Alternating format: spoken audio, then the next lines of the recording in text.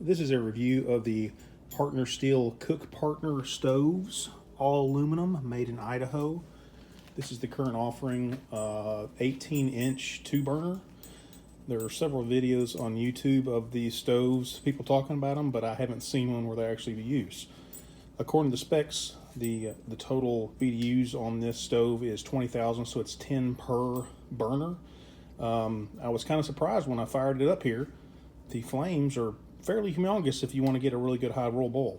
Okay, this is the standard propane fitting, using the older style male into female tank fitting. You can actually disconnect this, which I've ordered one to use an Acme nut, which is the quick release. I haven't measured this.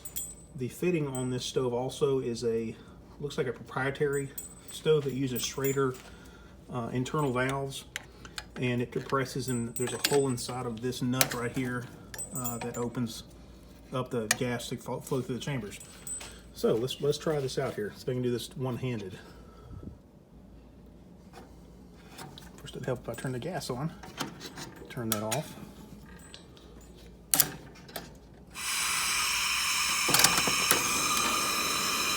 Turn both of them on just to give you an idea here. Okay, the control on this valve are pretty good. I can get it down to real low. I know some of the commercially made stoves have a real problem with getting simmer control, but this one there's actually a lot of turn in the valve to get it up high. Now here's the impressive part, the reason I'm making this video. If it's cold out and you've got a bowl of water,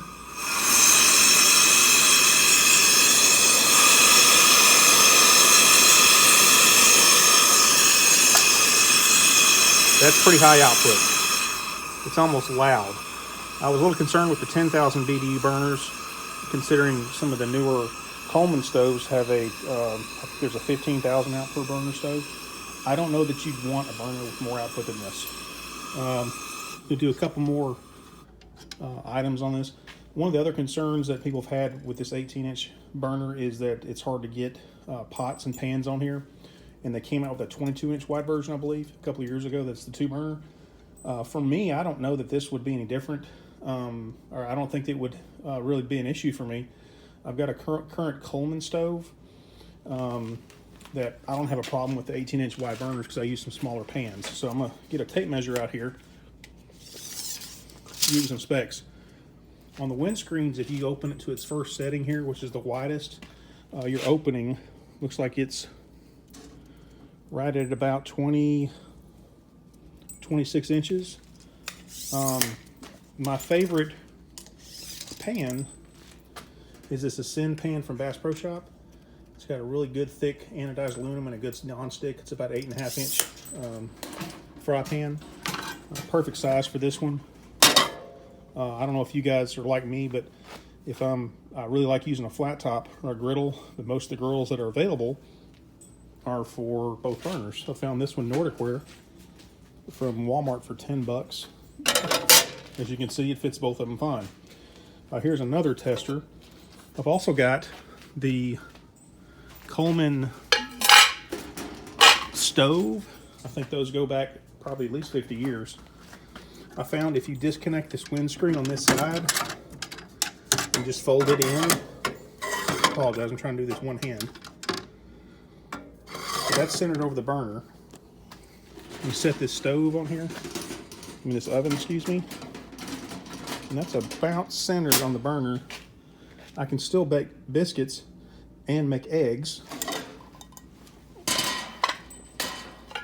or bacon at the same time.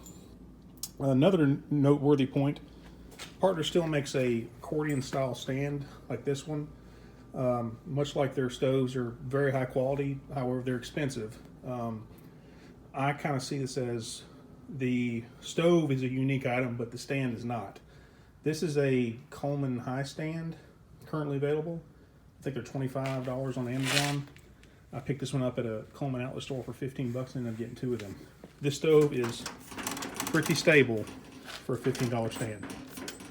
So anyway, just wanted to give this review here, initial review. Haven't used it yet, but Takeaway is very expensive, but seems worth the money, and the output on the burners is amazing. Thank you.